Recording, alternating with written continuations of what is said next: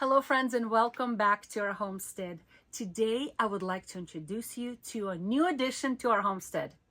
Ta-da!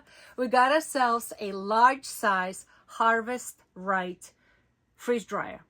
Now you probably have seen my videos on my YouTube channel about preserving foods, and I talk about it all the time. I have shown you how to freeze foods, dehydrate foods in a dehydrator, how to can foods in a water bath canner and in a pressure canner. And then I talk about how to store dry foods by vacuuming air out of those jars.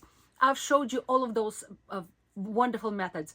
But did you know that the best way to preserve food for a very long time, much longer than dehydrated foods or frozen foods or canned foods, much longer, and it loses the least amount of nutrients, and that is, my friend, through a freeze dryer. Okay, so we got ourselves a large size. There are medium, small, large, extra large. We have in a large size. So today I'm going to invite my husband to show how we hooked it up, what it came with, the electrical things part of it, the mechanical parts of it that are very important to understand. So let me introduce you to the freeze dryer. And also, I want to talk to you about doing a bread run. What is bread run? I'll talk to you about that in a minute. When the heavy box arrived in a truck, they unloaded it in our driveway, and then we discovered that it had a bunch of cool things inside. For example, obviously it came with the instruction booklets and how to operate it, and then it came with some recipes, which are very important. Sorry for the shadow of the camera. Very important, especially when you are just starting up. There are more recipes available out there, but this is a really cool book. It also came with a package of Mylar bags, because guess what? Once everything is freeze dried and they're dry little pucks of food, they need to be stored away from the moisture, away from the light, away from the heat.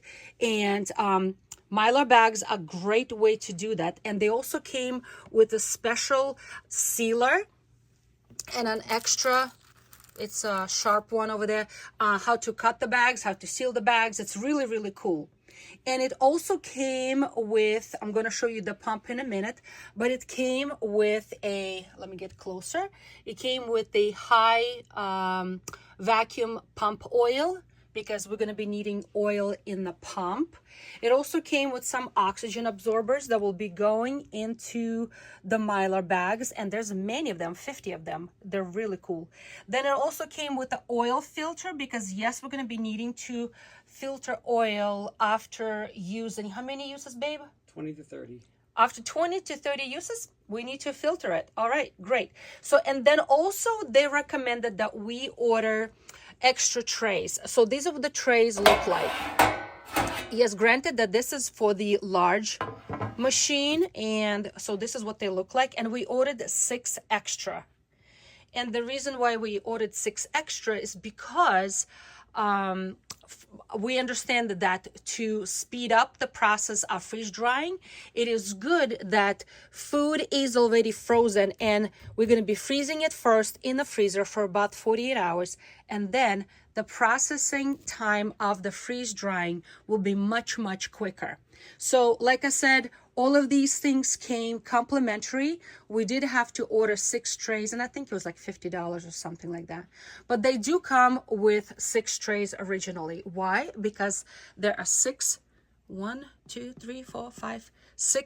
trays go inside. So let me open this bad boy.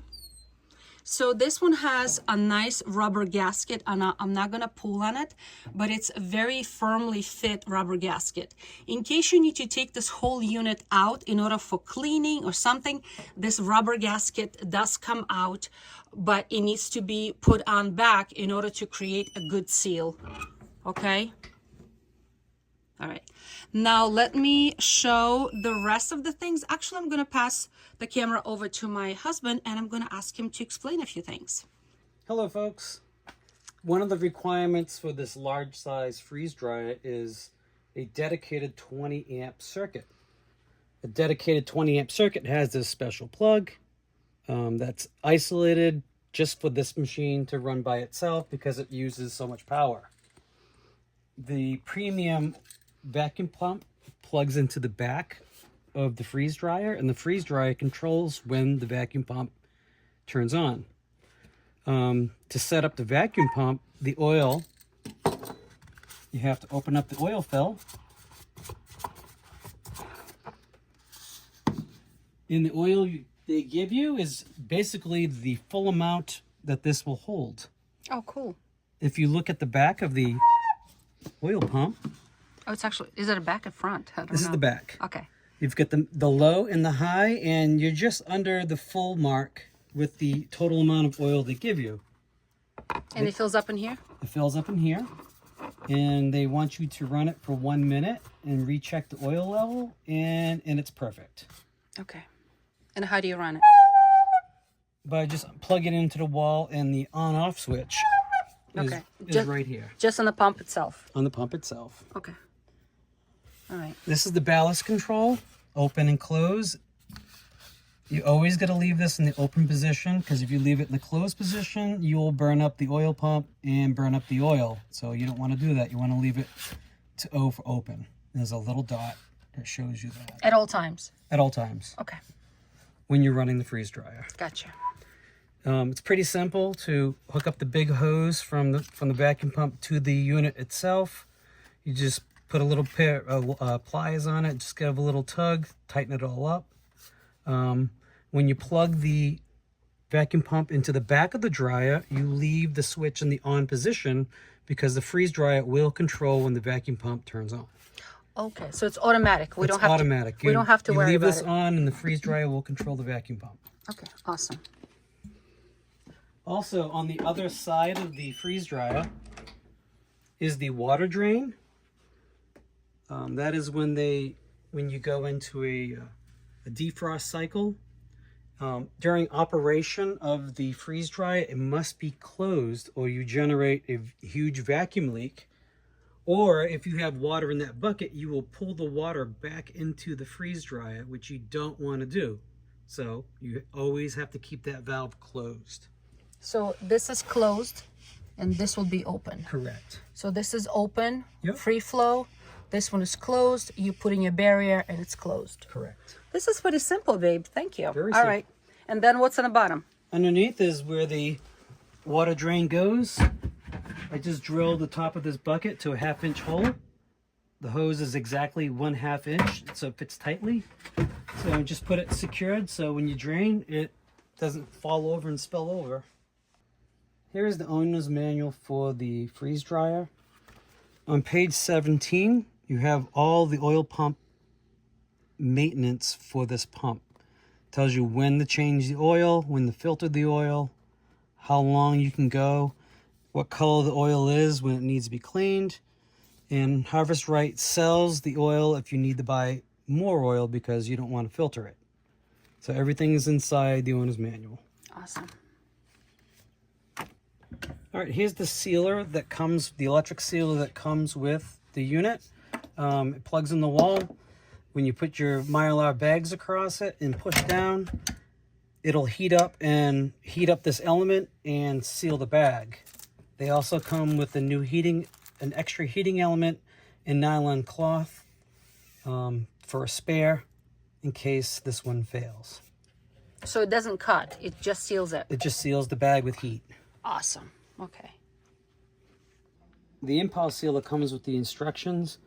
On the side of it, there is a dial for heat settings. They're saying that the Mylar bags would be set to 7. And then what you do is you line up the bag. Across the top, you would push down, and then you would wait till the light goes out. Yeah, it comes on when it's hot, and once it's done, the light will go off. Okay. And that will heat and seal the bag. Okay, but what if you're using a plastic bag to seal it? Well, they're saying you would turn the settings down between 4 and 5 for a different, smaller plastic type of bag. Okay. But I And- guess it's going to be something you mess around and play with. And the oxygen absorbers go inside to absorb any extra air to give your dried foods extra length of time extra length of storage. All right, so I hope we answered all of these mechanical things, and then we have to talk about this actual settings. So we named our fridge dryer Luli's Homestead, because that's what we are, Luli's Homestead.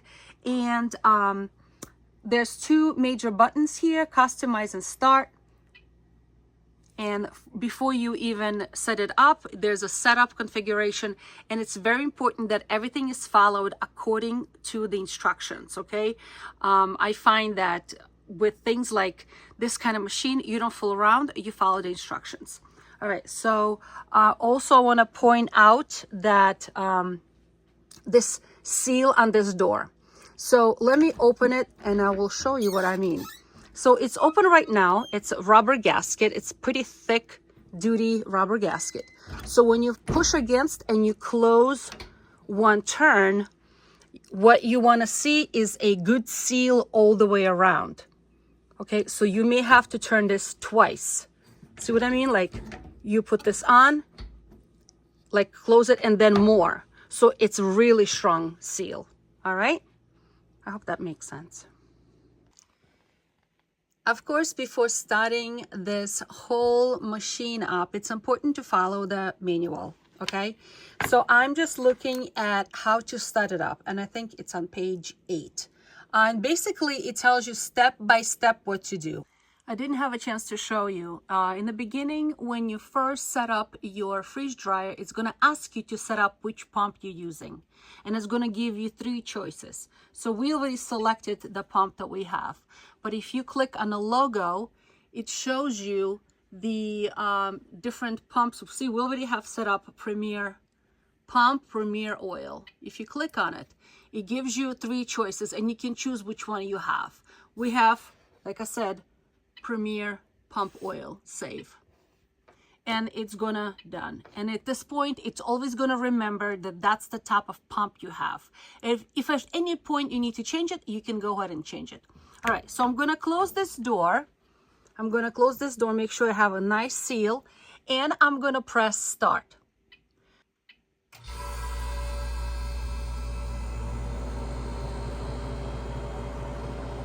So it's gonna cool down to 32 degrees Fahrenheit at freezing temperature.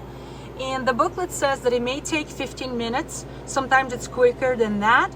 But in the meantime, we need to get our food ready that's gonna go in the trays inside the fridge dryer. So while that is cooling down to 32 degrees Fahrenheit, we need to get ready our food that's gonna go into the fridge dryer. But before we use it for any real foods that we're gonna be storing away for our family, we need to do a bread run. What is a bread run? Well, my tongue will not even turn that much. But anyway, what is it for? The bread that I will never serve to my family. So I don't even want to show you the logo. The cheapest bread I could find at the grocery store. I'm gonna be freeze drying it and then discarding it. What is it done for? It's done to remove any kind of industrial oils from the metals that are existing right now inside the chamber, will be absorbed into the bread.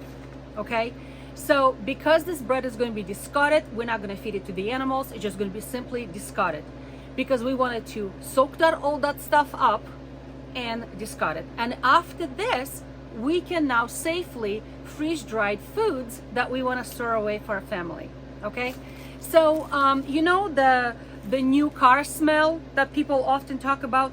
Well, this is the same thing. I want all those oils that are sprayed on or the plastics that are in it. I want it to be gone. I don't want it to go in and be infused into my foods. I want it to be out of there. So you know the smells in the new car, not necessarily good for you. All right, so what I'm gonna do is I'm gonna grab my trays and I'm gonna start filling them up with bread. These trays are 1/2 inch deep, and what is recommended is that the food that we're gonna be placing in these trays is not above the tray, of the lip of the tray. So if it's a thick piece of meat you're gonna be freeze drying or something like that, or a vegetable, it is recommended that it's chopped a little thinner, okay? So it does not extend over the lip of the, oh, My goodness. All right, let me just load up bread in here. Goodness gracious. All right, bread goes on.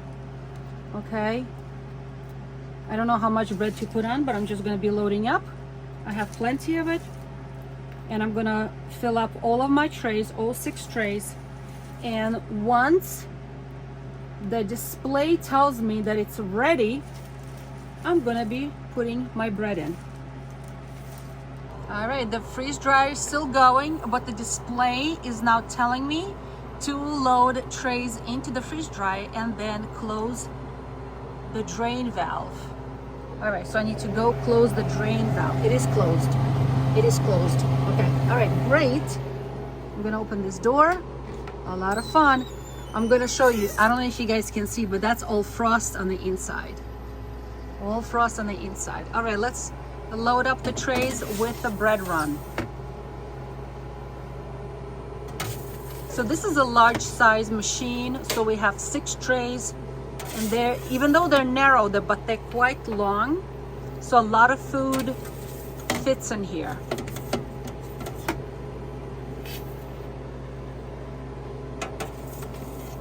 One more.